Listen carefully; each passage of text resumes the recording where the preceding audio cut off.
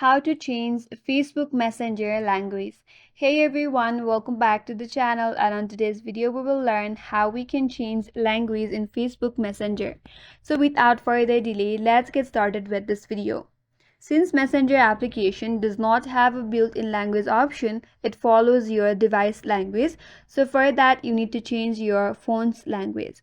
So you have to close Messenger application in your device. Now you have to head over to your device settings. So open up settings in your device. So under your settings, scroll through and search for system and then tap on system. On the system, head towards the languages and input. Tap on languages. Tap on add a language. So from here, choose your preferred language that you want to change into.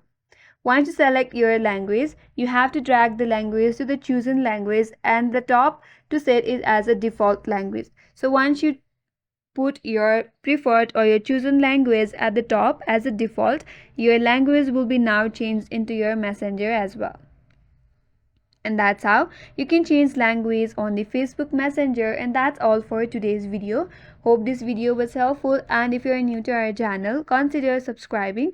Thanks for watching and stay tuned for more videos.